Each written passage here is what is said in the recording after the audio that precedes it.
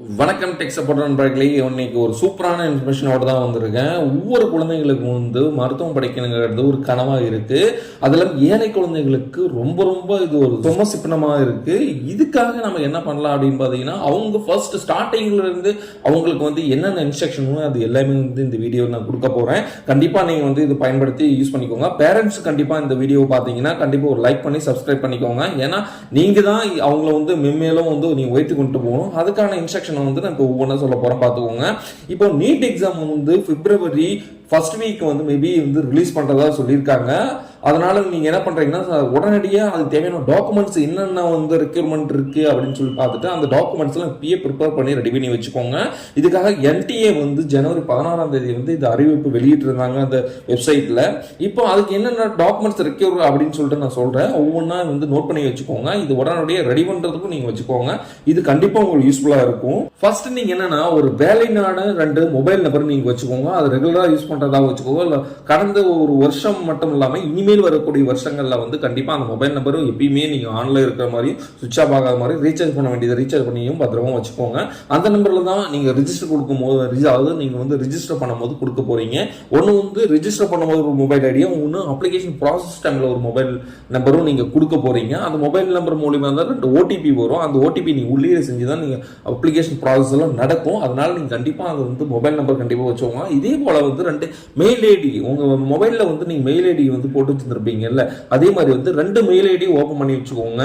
ஒன்னு normal mail ஐடியும், இன்னொன்னு எமர்ஜென்சிக்காக ஒரு மெயில் ஐடியும் கேட்டிருப்பாங்க. அது ரெண்டுக்குமே மறுபடியும் அதுல ஒரு OTP வரும் அப்ளிகேஷன் ப்ராசஸ்ல. அந்த OTP கொடுத்து தான் உள்ள போற மாதிரி இருக்கும். இந்த மேக்ஸிமம் மொபைல் மூலியமா வர இன்ஃபர்மேஷன் விட மெயிலில் தான் எல்லா கம்யூனிகேஷனும் நீட் எக்ஸாம் பத்தி எல்லாமே அப்டேட் வந்துட்டு இருக்கும். அதனால நீங்க மொபைல் கண்டிப்பா வச்சிருந்தீங்கன்னா, கண்டிப்பா 2 மொபைல் சிம் போட்டிருக்கீங்கன்னா 2 நம்பரையும் கொடுத்து பத்திரமா வச்சுக்கோங்க. மெயில் ஐடியும் சேம் அதே போலதான் நீங்க பத்திரமா வச்சுக்கோங்க.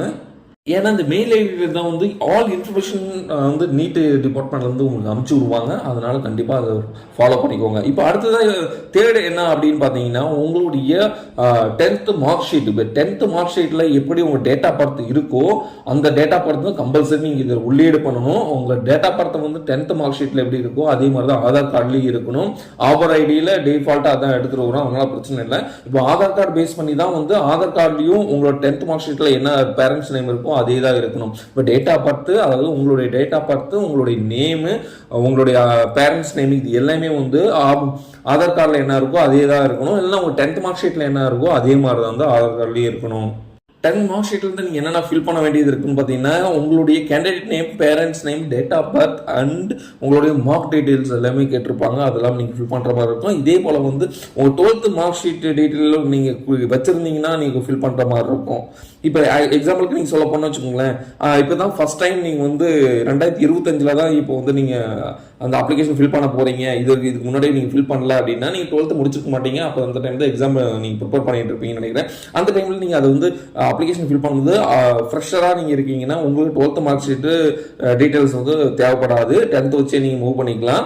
இதே 12th நீங்க முடிச்சிட்டீங்க, நான் போன வருஷம் 2023 2024 நான் ஏற்கனவே படிச்சிருக்கேன், அந்த அகாடமிக்கு அட்டன் பண்ணியிருக்கேன் அப்படின்னா கண்டிப்பா உங்களோட 12th மார்க் ஷீட் கண்டிப்பா வேணும். அதுல ரோல் நம்பர் இருக்கும், அந்த ரோல் நம்பரும் கண்டிப்பா வேணும். புதுசா என்ன ரூல்ஸ் கொண்டு வந்திருக்காங்கன்னு பாத்தீங்கன்னா, உங்க ஆதார் கார்டு கண்டிப்பா பயோமெட்ரிக் ரீசெண்டா அப்டேட் பண்றோம். நீங்க ஆதார் கார்டு நீங்க குழந்தை இருக்கும்போது, அதாவது பாத்தீங்கன்னா 5 வயசு 6 வயசு 7 வயசு 10 வயசு அது மாதிரி டைம்ல நீங்க ஆதார் கார்டு நீங்க அப்டேட் பண்ணிருப்பீங்க. அப்பதான் நீங்க ரெஜிஸ்டர் பண்ணி ஆதார் கார்டு வாங்கியிருப்பீங்க. இப்ப கண்டிப்பா மறுபடியும் நீங்க போயிட்டு இ-சேவை மையத்துல போய் நீங்க ஆதார் கார்டு அப்டேட் பண்ணணும். பயோமெட்ரிக், அதாவது உங்களை 10 விரலையும் நீங்க அப்டேட் பண்ணணும். அது மட்டும் இல்லாம உங்க ஃபேஸ், உங்க கண்வெளி, இது எல்லாத்தையுமே நீங்க அப்டேட் பண்ணணும். அப்பதான் ஏன்னா கரண்ட்ல என்ன இமேஜ் இருக்கோ அது இருக்கணும் அப்படின்னு சொல்லி நீட் இன்ஃபர்மேஷன் சொல்லியிருக்காங்க. அதனால உடனடியாக போயிட்டு நீங்க உங்களுடைய ஆதார் கார்டை அப்டேட் பண்ணிக்கோங்க. இது யாருக்கெல்லாம் சொல்றேன்னா, இதெல்லாம் பேரண்ட்ஸ் ஸ்டூடெண்ட்ஸ்க்கு இது, அதாவது உங்க குழந்தைகளுக்கு உடனடியே இதை அப்டேட் பண்ணி வச்சிருங்க.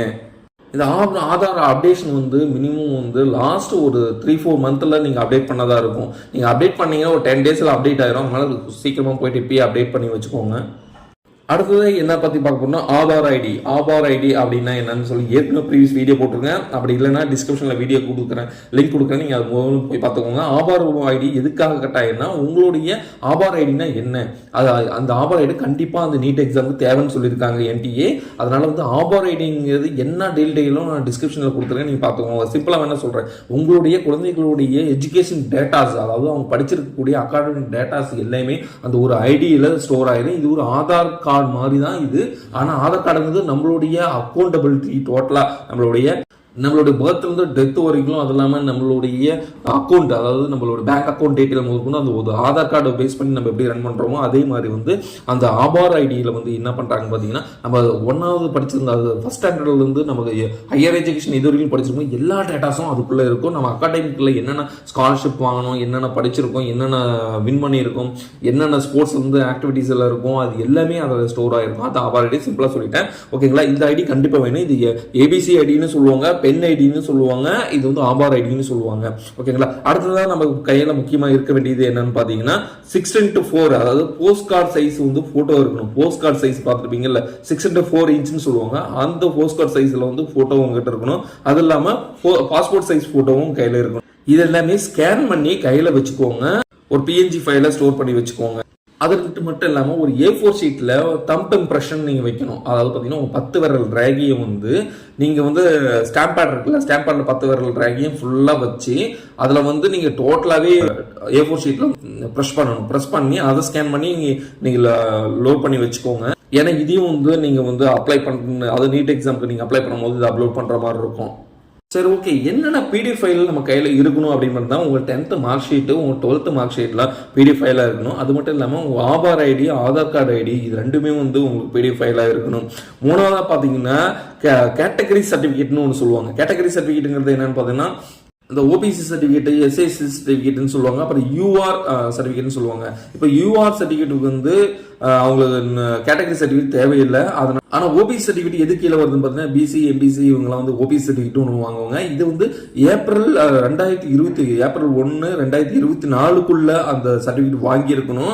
அப்போதான் இதுக்கு எலிஜிபிள் ஆகும். அதனால எக்கனாமிக்கல் வீக்கர் செக்ஷன் சொல்லக்கூடிய இந்த சர்டிஃபிகேட் வாங்கி நீங்கள் வச்சிங்கன்னா மட்டும்தான் இதில் அப்லோட் பண்ண முடியும். SC STக்கு வந்து அவங்களுடைய கம்யூனிட்டி சர்டிஃபிகேட் தாசில்தார் கிட்ட, டெப்டி தாசில்தார் கிட்ட வாங்கியிருப்பாங்க. அவங்களுடைய கம்யூனிட்டி சர்டிஃபிகேட் மட்டுமே இருந்தால் போதும். ஆனால் அந்த OBC கேட்டகரி இருக்கீங்க அவங்க வந்து எக்கனாமிக் வீக்கர் செக்ஷன் சொல்லி தனியாக ஒரு சர்டிஃபிகேட், OBC சர்டிஃபிகேட் அவங்க கண்டிப்பாக அதை வாங்கி இருக்கணும். அது கண்டிப்பாக அதை வாங்கி வச்சிருங்க. அது ஏப்ரல் 1, 2024 இருக்கணும். அதுக்கு முன்னாடி வாங்கினதா இருக்கக்கூடாது. அதையும் பார்த்துக்கோங்க. இந்த டாக்குமெண்ட்ஸ் எல்லாம் இருந்தால் நீட் எக்ஸாம் ஈஸியாக வந்து அந்த நீட் எக்ஸாமுக்கு தேவையான ரெஜிஸ்டர்லாம் நீங்கள் பண்ணி முடிச்சிடலாம். நான் கண்டிப்பாக கூறிய இன்ஃபர்மேஷன் உங்களுக்கு யூஸ் பண்ணலாம் நினைக்கிறேன். பேரண்ட்ஸ் சப்ஸ்கிரைப் பண்ணாமல் இருந்தீங்கன்னா கண்டிப்பாக சப்ஸ்கிரைப் பண்ணிக்கோங்க. தேங்க்யூ ஃபார் வாட்சிங்.